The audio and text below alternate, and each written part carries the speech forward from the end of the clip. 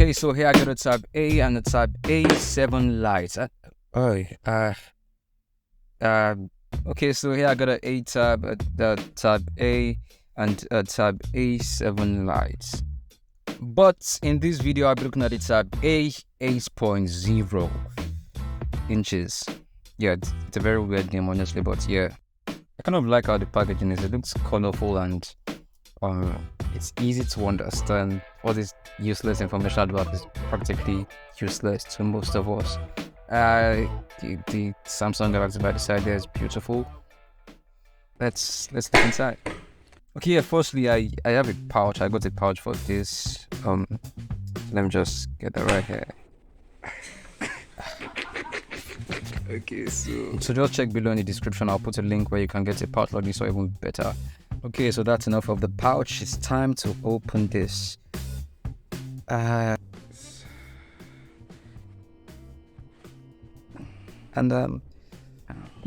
wow, okay. Yeah, you open the box and you're greeted to this Samsung, and I'd say it's very nice. Just gonna remove this right here. It has this soft protective covering on it, and I'm just going and open this right. Okay, yeah, you can see the inside right there. But yeah, I'll be looking more at the tab later. For now, let's see what else is in the packaging. Okay, so in the box we have your Samsung charger, your usual 2-pin Samsung charger. We have your micro USB right there. You can see it right there. Also comes in white. Okay, yeah, and this was the pin used to remove the SD card slot, but we'll talk about that later. What else is inside? Yes. So in this secret compartment, like looking at something, there's this. Let's just open that.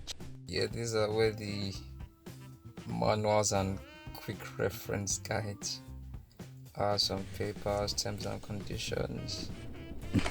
I don't think anybody ever reads this anyway. If that's you, that's fine.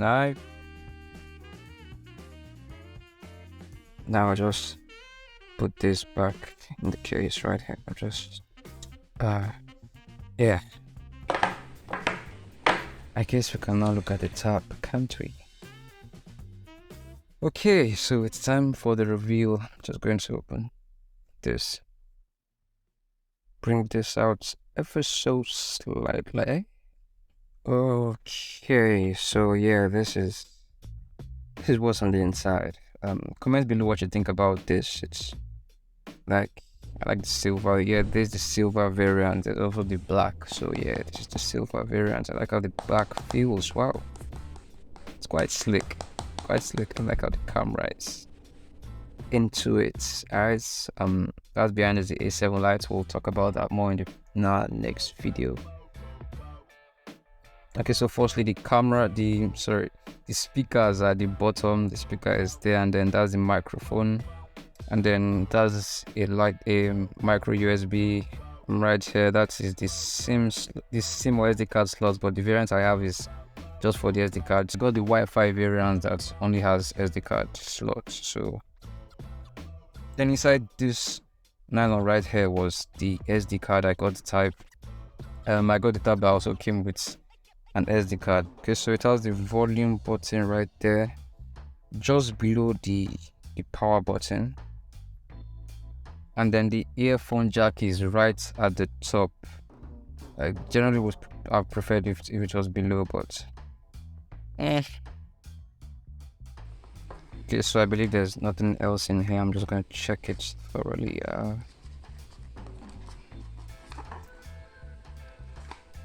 Useless.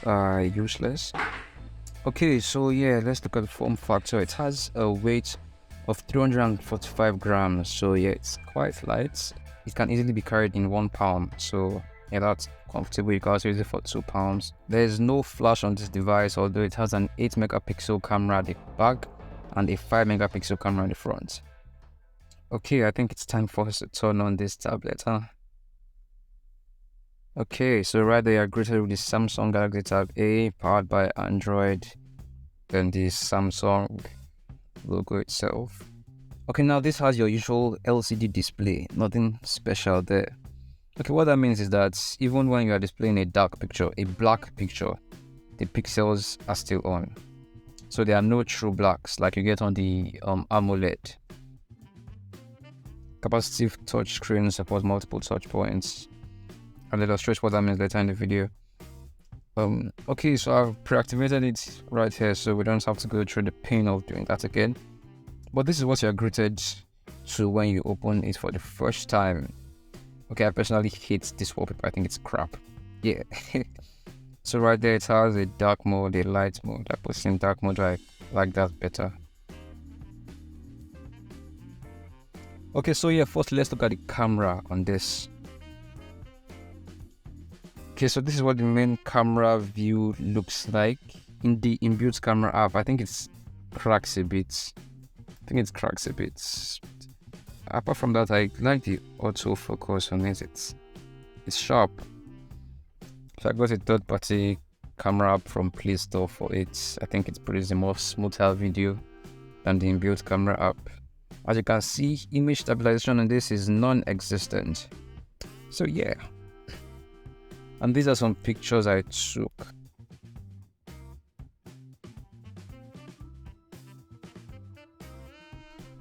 This is the night view. This is when I put it at high exposure. Honestly, this surprised me. I didn't expect it to be this bright. I didn't expect it to see half as much as this in the dark. But this is actually very okay. Before we test out gaming, let's look at the specs on this device, the Android version, storage and memory and all that shit. But first, just check out IGF for a minute. So, by the way, if you're liking this review, hit that subscribe button and like this video. God, I sound like a YouTuber. Alright, so now let's look at the specs we have on this. We have an Android 11 One UI right there. Anyway, apart from that, we have a 2 GHz quad-core CPU running on a Snapdragon 429. So it's not a gaming tab, but I'll show you how it plays on gaming in a bit. Alright, now I've installed a couple of apps and games because I believe a proper review is one that's done on a device that has the usual apps installed and running. So yeah, we can check out the RAM and storage now. Okay, after cleaning it again, it shows 364 MB, so it has 2 GB RAM installed, but what you actually have to use is relatively small. Okay, it has a 32 GB ROM. The system takes 9 GB out of it, so you have only about 23 GB to use. Okay, so before we check out the gaming experience, let's look at the battery life and some incredible features. Then fingerprints, face unlock, and the rest. I put it in dark mode. Okay, so here it has this eye comfort shield to help your eyes in the dark, to reduce blue light. It also has this double tap to wake feature where you just double tap on the screen and it unlocks. It also does the same thing backward. If you double tap on the home screen to turn off, the screen will go off. Then it has this swipe gesture navigation bar settings where instead of this recent home and back button, you have a swipe. You just have to swipe from the bottom to just look at this. You swipe from the bottom, it opens the recent. You swipe all the way up to go home, and then you swipe from the sides to go back. Okay, it also supports split screen. You can open 2 windows at once and be doing 2 different things. You just come in here, click on split screen right there, and I use this a lot to read, copy something from one page to another without having to minimize it and all that stress. So if you want to use this tablet to study, it's actually good enough for that. This is where the multiple touch points come in handy. I can be swiping on one part of the screen and the other part of the screen too, and both of them will be receiving my swipe inputs. This is how I prefer to type, using swipe gestures. It's a lot faster. It also has a light sensor for auto brightness, so it adjusts depending on the light.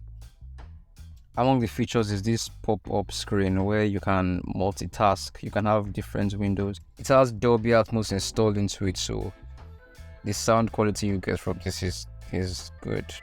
It has no fingerprint reader. It does not support face unlock. It has a 5100 milliamp hour lithium-ion battery. It's irreplaceable. It's built-in. You can't remove it as well. At high brightness and continuous video streaming, the battery can last over 7 hours, so that's pretty good for a budget tab.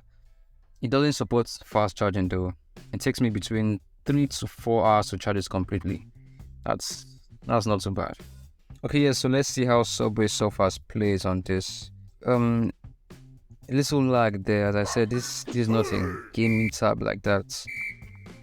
But honestly, it's not as bad as this. I have a screen recorder opened here while I'm also playing the game, so of course it will lag. But apart from that, yeah, it's only lags in the when you start the game. Apart from that, it plays pretty smooth. So for Subway Surfers, it's okay. Now for Call of Duty Mobile, shout out to Fishby Production for this clip. They do tech reviews, tablet reviews, phones, and the rest. So you can check out their channel. The link will be down below in the description of this video. Alright, let me just get this case and put it now, see how it looks like. It feels good to carry about, you know, it's a very portable tablet. It's not something you'll have to get a special bag for. This is relatively thin, although I believe it could be a bit thinner. There are definitely thinner tabs out there, but at this price, this is very okay. Yeah, let's actually look at the price. Okay, so this tablet is relatively cheap.